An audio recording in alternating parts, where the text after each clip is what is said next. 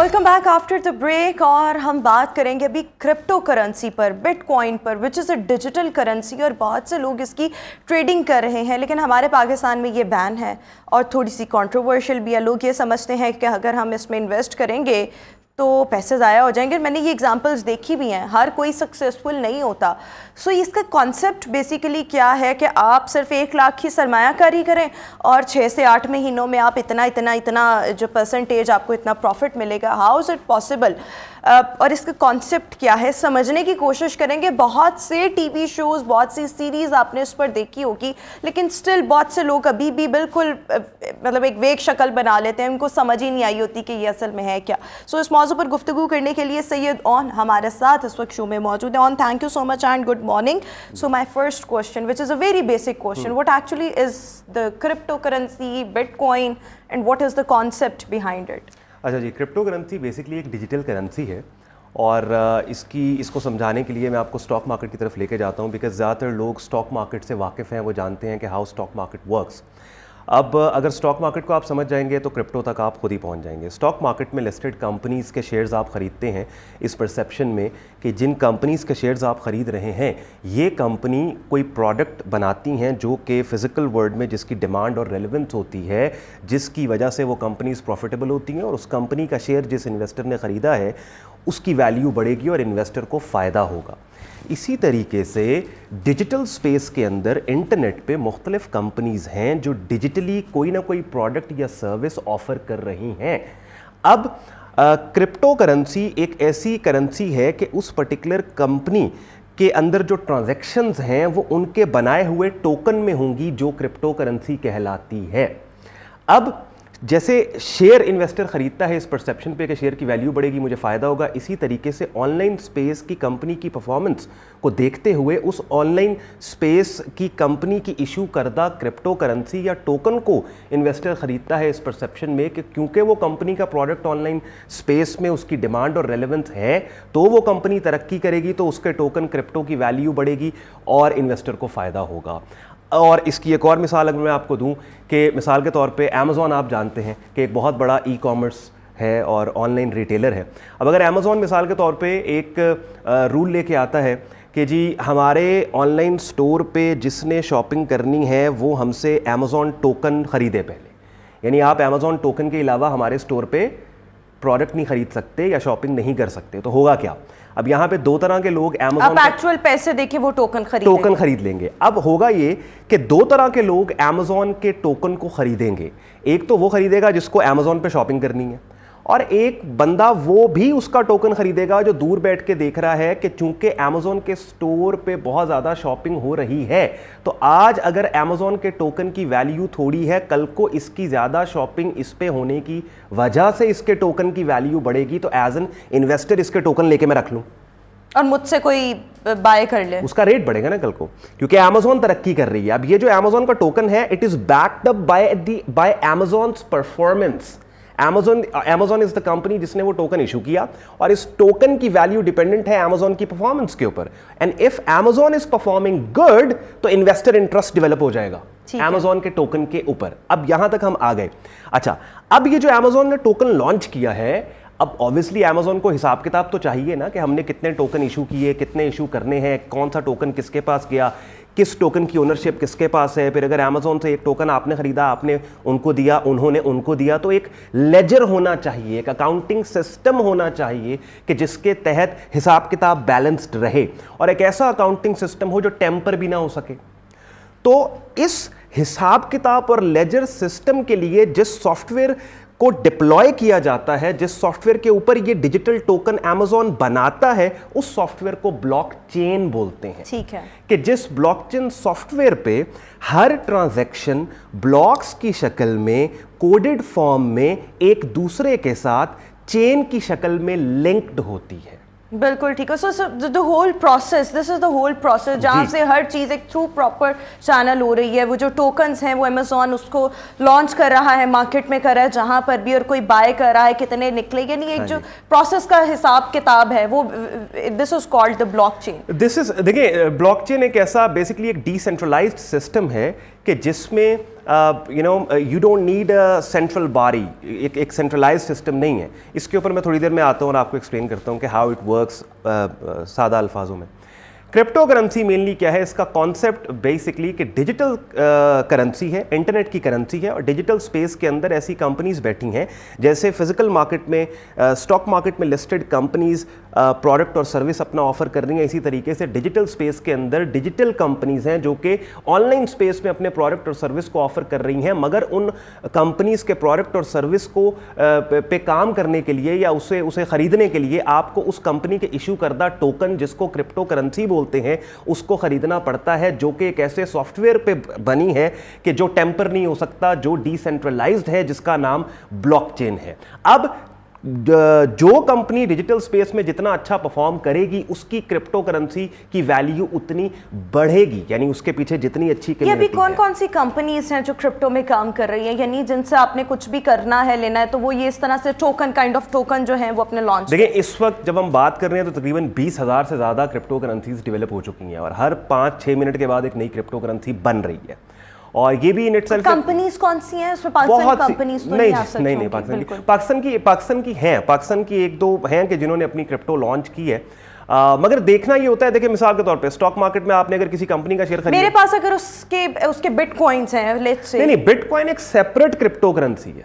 Bitcoin देखिए, bitcoin जो है, बिटकॉइन वो तो सबसे पहली क्रिप्टो करेंसी है, ठीक है। अब ये सब टाइप आ गई ना, बिटकॉइन सबसे पहली क्रिप्टो करेंसी, और उसके बाद बिटकॉइन को देखते हुए, इस कॉन्सेप्ट को देखते हुए फिर ये एक चेन चल पड़ी और मुख्तलिफ क्रिप्टो करेंसीज बनने लग गई। अब यहाँ पे देखने वाली बात यह है कि एक आम इंसान, उसको इन चीज़ों से कंसर्न नहीं है। ये जो हम बातें कर रहे हैं कि अच्छा कंपनी है, स्टॉक मार्केट और ये वो थोड़ी सी टेक्निकलिटीज़ में हम चले गए। आम बंदा ये देखता है, उसका जो परसेप्शन है वो ये है कि क्रिप्टो करेंसी को एज अ करेंसी अलाउ क्यों नहीं करते, या अक्सर मुल्कों ने इसको as a legal tender accept कर लिया है, पाकिस्तान इसको नहीं करा। बहुत ऐसे मुल्क हैं जैसे अमेरिका देख ले, यूके देख ले, उन्होंने लीगल टेंडर तो एक्सेप्ट नहीं किया।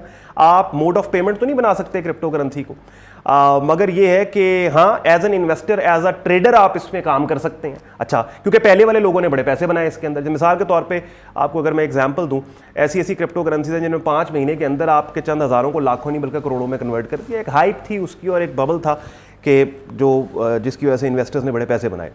अब मसला यहाँ पे ये है कि देखिए, एक प्रिंसिपल जो थॉट है कि anything that comes as an alternative to your current traditional economic system will obviously be a threat to the governments and central banks. यानी हर वो चीज़ जो आपके मुआशी निज़ाम के एज एन अल्टरनेट प्रेजेंट की जा रही है और आती है और उसको रिप्लेस करने की बात करती है, तो वो तो फिर जाहिर बात है आपके सेंट्रल बैंक्स को, आपको लगता है हुकूमत इससे डर गई है? देखिए, अगेन मैं आपको एक छोटी सी इसकी मिसाल देता हूं कि पूरी दुनिया के 5% लोग अगर अपनी 20% नेटवर्थ को क्रिप्टो करेंसी में कन्वर्ट कर लें तो बड़े बड़े मुल्क दुनिया के बैंकरप्ट हो जाएंगे। मैं आपके पास आई और मुझे क्रिप्टो करेंसी चाहिए, मेरे लिए फर्स्ट स्टेप क्या होगा? मतलब लोगों को समझाने के लिए मैं अपने पर रख कर सबसे पहले समझें। देखिए, मैं आपको इसकी छोटी सी मिसाल देता हूँ। यहाँ पे सबसे ज़्यादा जो बड़ी गलती लोग करते हैं वो ये करते हैं, मैं अगर आपको मिसाल के तौर पर आपको कोई कहता है कि फ़लाँ जगह रियल स्टेट बाय कर लें, प्रॉपर्टी वहाँ पे ख़रीद लें, आप आंखें बंद करके नहीं खरीदेंगे, आप प्रॉपर रिसर्च करेंगे अपनी। हाँ, आप जाएंगे, लोकेशन देखेंगे, सारी चीज़ें, प्लॉट देखेंगे, घर आपने देखने, एक एक चीज़ देखेंगे। सही हो गया।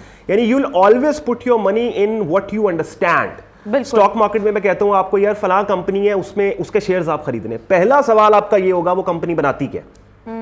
मैं आपको कहता हूँ कि यार, आपको मैं कहता हूँ कोको कोला के शेयर खरीदें आप, मिसाल के तौर पे पाकिस्तान में इंटरनेशनल, तो आपको पता होगा ये बॉटल्स, ये सॉफ्ट ड्रिंक्स बनाते हैं। मैं आपको कहूँगा पेल के शेयर्स खरीदे, आपको पता है इलेक्ट्रॉनिक्स बनाते हैं। क्रिप्टो करेंसी के अंदर जब आपने क्रिप्टो में काम करना है तो आपने देखना है कि जिस कंपनी की क्रिप्टो करेंसी खरीद रहे हैं वो डिजिटल स्पेस में बनाती क्या। अच्छा, मिसाल के तौर पे गेमिंग कंपनीज हैं, आपने देखा कि गेमिंग इंडस्ट्री जो है वो $1 ट्रिलियन इंडस्ट्री है। ये जो गेम्स आपको पाकिस्तान में भी बच्चे बहुत खेलते हैं, पबजी वगैरह, कॉल ऑफ ड्यूटी, ये वो। अच्छा, अब इंटरनेशनल लेवल के ऊपर बाकायदा गेमिंग कॉम्पिटिशन्स होते हैं, और रिसेंटली भी जापान के अंदर आपको पता है वो कॉम्पिटिशन एक पाकिस्तानी बच्चे ने विन किया।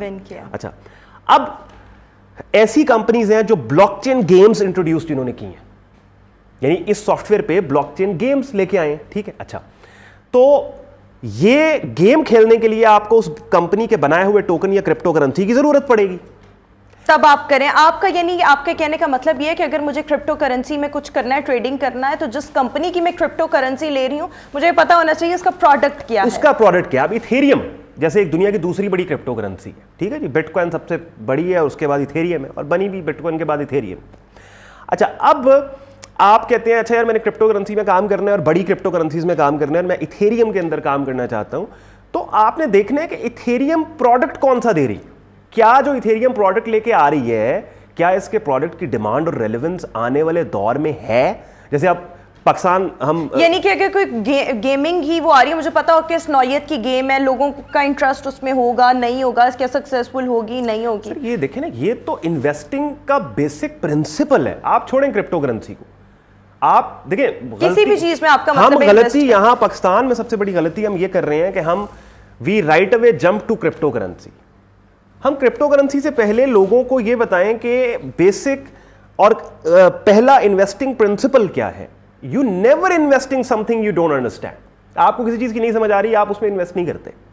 इस बेस पे आप कभी इन्वेस्ट नहीं करते कि अच्छा इस चीज ने लोगों को पहले पैसे बना के दिए। इस तरह तो बहुत ही ऐसी चीजें जो पैसे जिन्होंने पैसे बना के दिए। स्टॉक मार्केट में कितनी ऐसी कंपनीज हैं। लेकिन लोग मार कहां पर खाते हैं और जिन लोगों को नुकसान हुआ उनसे क्या गलती हुई, इस पर अभी जरा हम बात करेंगे। और हमारे साथी मौजूद हैं, अभी एक ब्रेक।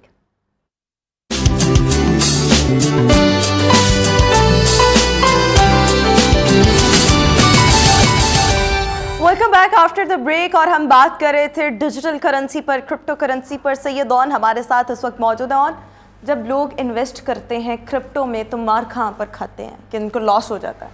देखिए, सबसे पहले तो ये कि उनको मालूम नहीं होता कि वो इन्वेस्टमेंट क्यों कर रहे हैं, कहाँ पे कर रहे हैं। अगैन जैसे थोड़ी देर पहले हम बात कर रहे थे कि किसी भी चीज़ में अगर आपने सरमायाकारी करनी है, आप प्रॉपर अपनी रिसर्च करते हैं और अगर आपको वो इन्वेस्टमेंट समझ में आ रही है तब आप इन्वेस्ट करते हैं। And if you don't understand that investment you stay away from that, आप नहीं इन्वेस्ट करते। क्रिप्टो करेंसी की बढ़ती पॉपुलैरिटी को देखते हुए लोगों ने इसमें कदम रखा, लोगों ने इसमें इन्वेस्टमेंट स्टार्ट की और फिर सोने पे सुहागा ये हो गया कि कहानियाँ किस्से उन्होंने सुन रखे थे अर्ली इन्वेस्टर्स के, कि जिन्होंने सस्ती कीमत से क्रिप्टो खरीद के कुछ अर्सा उसको होल्ड करके महंगी कीमतों पे उसी क्रिप्टो को बेच के ठीक ठाक पैसा बनाया। लेकिन खासतौर पे हमारा पाकिस्तानी जवान क्रिप्टो की बढ़ती पॉपुलैरिटी और इन किस्से कहानियों को सुन के जब मार्केट में आया, उसने इन्वेस्टिंग को छोड़ के ट्रेडिंग स्टार्ट कर दी। और ट्रेडिंग भी ट्रेडिंग प्रिंसिपल्स को सीख के नहीं की, बल्कि ज्वारी और गैम्बलिंग माइंडसेट के साथ वो मार्केट में आ गया और गैम्बल करने लग गया। हालांकि गैम्बलर्स ने या शॉर्ट टर्म ट्रेडर्स ने उतना पैसा नहीं बनाया।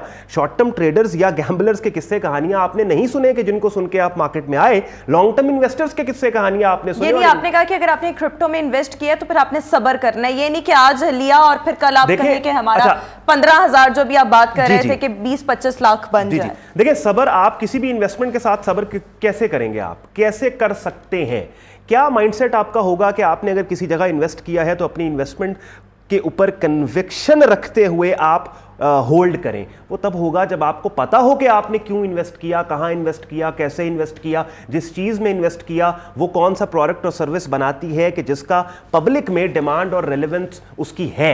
जब तक आपको इन चीज़ों का नहीं पता, जब तक आप नहीं जानते, तब तक आपको काम नहीं करना चाहिए, इन्वेस्ट नहीं करना चाहिए। दूसरा, चूंकि क्रिप्टो करेंसी एक करेंसी है जिसको पोर्ट्रे ऐसे किया गया कि हमारे ट्रेडिशनल इकोनॉमिक सिस्टम की इशू करदा फियाट करेंसी के एज एन अल्टरनेट ये आके खड़ी हो गई है, तो लोगों को इसको भी बहुत अच्छे से समझना चाहिए कि क्यों पूरी दुनिया की हुकूमतें, क्यों पूरी दुनिया के सेंट्रल बैंक्स क्रिप्टो करेंसी को थ्रेट समझते हुए इसको अलाउ नहीं कर रहे, इसको एक्सेप्ट नहीं कर रहे, रेगुलराइज नहीं कर रहे, पाकिस्तान में भी नहीं कर रहे। देखिए, रेगुलेट कर रहे हैं इसको, लेकिन एज अ लीगल टेंडर इसको एक्सेप्ट नहीं किया जा रहा। देखिए, बिटकॉइन जब आया था 2009 में, तो असल जो सोच थी, जो विजन था क्रिप्टो करेंसी को लाने का, वो विजन ये था कि इसको हमारे traditional Fiat currency, paper currency के एज एन अल्टरनेट इस्तेमाल किया जाए। बिकॉज ये डिसेंट्रलाइज्ड है, कोई सेंट्रल बॉडी इसको कंट्रोल नहीं कर रही, इसको लोग कंट्रोल करेंगे, लोगों की डिमांड इस क्रिप्टो की वैल्यू को कंट्रोल करेगी। साथ ही साथ इस आपने ये क्रिप्टो करेंसी अगर इसको मोड ऑफ पेमेंट आप यूज करते हैं,